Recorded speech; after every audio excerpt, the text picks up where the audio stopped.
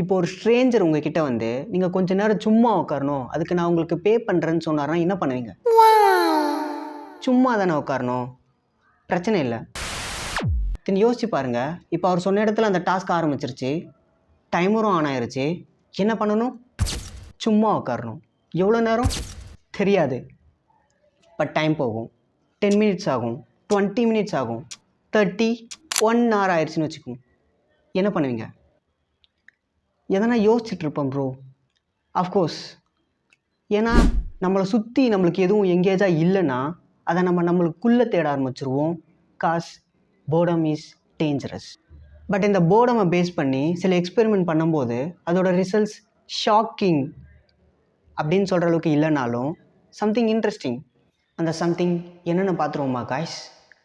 So let's get start. 11 இயர்ஸ்க்கு முன்னாடி சாண்டிமேன்னு ஒரு ப்ரொஃபஸர் என்ன யோசிச்சாருன்னு தெரில, போர்டம்னால நெகட்டிவ் மட்டும்தான் இருக்கா, பாசிட்டிவ் இல்லையான்னு ஒரு எக்ஸ்பெரிமெண்ட் நடத்துகிறாரு. அதுபடி அவர் பீப்புள்ஸை 3 குரூப்ஸாக பிரிச்சிருக்காரு. அண்ட் ஃபர்ஸ்ட் குரூப் என்ன பண்ணாங்கன்னு நான் அப்புறமா சொல்கிறேன். பட் செகண்ட் குரூப் கிட்ட ஒரு ஃபோன் புக்கை கொடுத்து அதில் இருக்க நேம்ஸ் அண்ட் நம்பர்ஸை காப்பி பண்ணுங்கன்னு சொல்லியிருக்காரு. அதே போல் தேர்ட் குரூப் கிட்ட அதே ஃபோன் புக்கை கொடுத்து அந்த ஃபோன் புக்கை ரீட் பண்ணுங்க அப்படின்னு சொல்லியிருக்காரு. ஃபோன் புக்கை தானே ப்ரோ காப்பி பண்ணணும், அதில் என்ன ப்ரோ பிரச்சனைன்னு கேட்டிங்கன்னா சொல்கிறேன். இப்போ என்சைக்ளோபீடியோ சைஸில் ஒரு ஃபோன் புக்கை கொடுத்து காப்பி பண்ண சொல்லிட்டாங்க. தென் காப்பி பண்ணுறவனுக்கும் ஏன் காப்பி பண்ணுறோன்னு தெரியாது, ரீட் பண்ணுறவனுக்கும் ஏன் அதை ரீட் பண்ணுறோன்னு தெரியாது. இப்போது அவங்கள பொறுத்த வரைக்கும் அது மீனிங்லெஸ். தென் அந்த ஃபோன் புக்கை எத்தனை பக்கம் திருப்பினாலும் name number, name number, again name number. இப்போ அவங்க எல்லாருக்கும் சீக்கிரமாக போர் அடிச்சிருது. தென் இப்போ அந்த 3 குரூப்ஸ் கிட்டேயும் பேப்பர் கப்ஸை கொடுக்குறாங்க. எதுக்கு கொடுக்குறாங்கன்னு கேட்காதீங்க, பேப்பர் கப்ஸை கொடுக்குறாங்க. அந்த ஃபர்ஸ்ட் குரூப் என்ன பண்ணாங்கன்னு சொல்கிறேன்னு சொன்னல, அவங்க எதுவுமே பண்ணலை. அவங்க வந்த உடனே அவங்க கையில் பேப்பர் கப்ஸை கொடுத்து இதை வச்சு என்ன பண்ண முடியும்னு கேட்குறாங்க. அதுக்கு அவங்க இதை வச்சு தண்ணி குடிக்கலாம், இதை வச்சு வாட்டர் ஸ்கூப் பண்ணலாம், இந்த மாதிரி ஆன்சர்ஸ் தான் பண்ணுறாங்க. அண்ட் இதுவே செகண்ட் குரூப் கிட்ட வந்தோன்னா அவங்க இதை விட மோர் க்ரியேட்டிவான ஐடியாஸோடு வராங்க.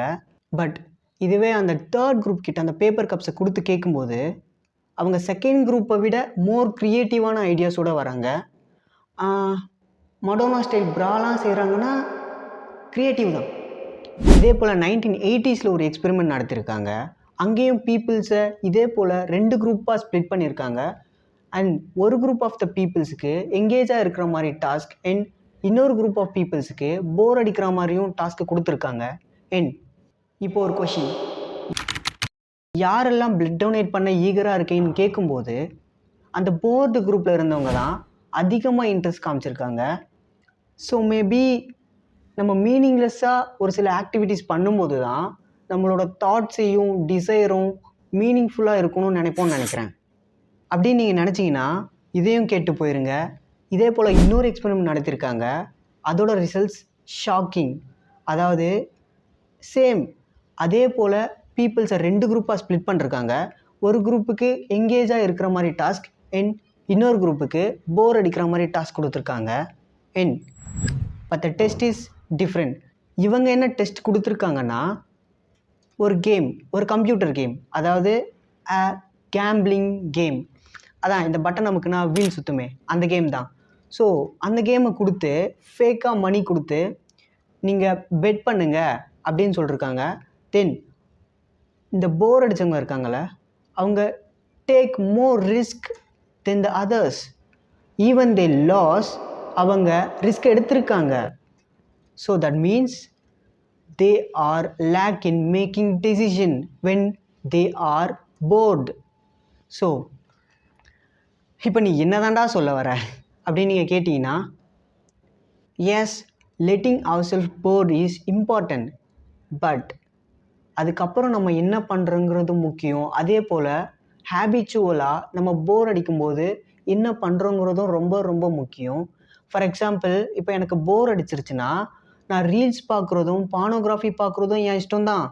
அதே போல் எனக்கு போர் அடிக்கும்போது நான் கவிதை எழுத போகிறேன், க்ரியேட்டிவாக ஒரு சில விஷயத்த செய்ய போகிறேன், அண்ட் ப்ரொடக்டிவாக ஒரு சில விஷயத்த செய்ய போகிறேன்றதும் என்னோடய இஷ்டம்தான். And end of the video. Thanks for வாட்சிங். சப்ஸ்கிரைப் பண்ண மறந்துடாதீங்க காய்ஸ்.